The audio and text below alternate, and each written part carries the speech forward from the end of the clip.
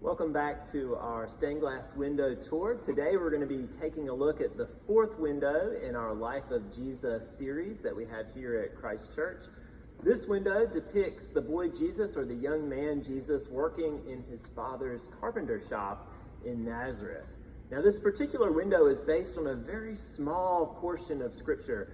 It comes from Luke chapter 2. We don't get a lot of information in the Bible at all about Jesus as a young man. We have that one story of Jesus when he's 12 years old teaching in the temple, which we talked about in episode 3, which is depicted in the third of our stained glass windows.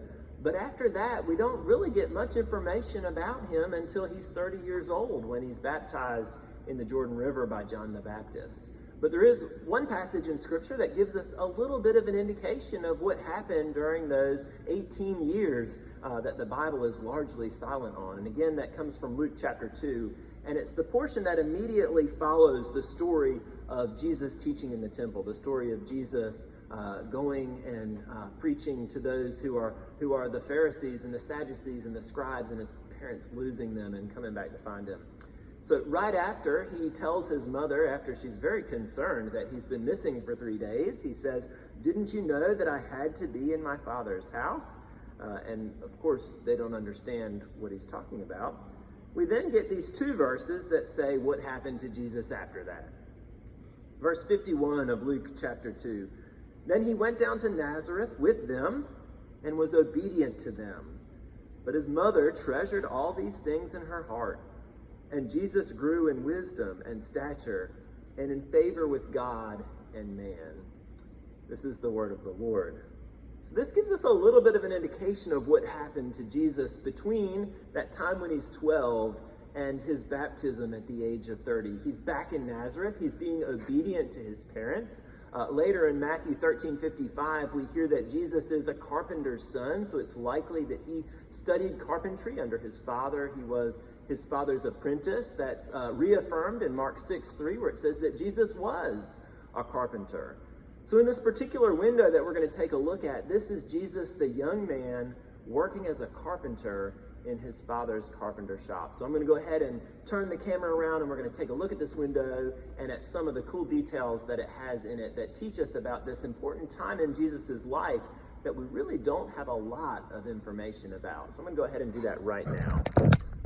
All right, so this is our fourth window. Zoom out a little bit. Here we go. Notice, we'll start again up at the top like we've been doing. There's the familiar angel with his wings outstretched, pointing upward. He's got in his hands the 8-pointed star, which represent the Beatitudes that are at the bottoms of each of these windows. Now, if we move down from there, we get the scene from this passage in Scripture. And the scene, if you'll see in the upper left-hand corner, there is Jesus, the young man. He's dressed in white, representing his purity. He has that familiar white and red halo around his head, representing, again, the purity and the blood that he'll shed. But in his arms is the lumber. This is the wood that he's bringing for his father Joseph to work on, to build whatever project Joseph is building in this particular scene. But the wood is also a prophecy. The wood is a foretaste of the wood of the cross. And you see that up in the symbol above Jesus' head. We have the blue sphere, and in the center of that is the cross. Just as Jesus is carrying the wood to his Father, one day he will carry his cross to Golgotha. He will carry his cross to Calvary, where he will give up his life for the sake of the world. Now, if we move down from Jesus and look down in the bottom portion of this scene, we see Joseph. We don't hear a lot about St. Joseph in the Scripture. He's a godly and righteous man, we're told. He says yes to the angel, and the angel tells him that he should take Mary as his wife and raise Jesus as his son.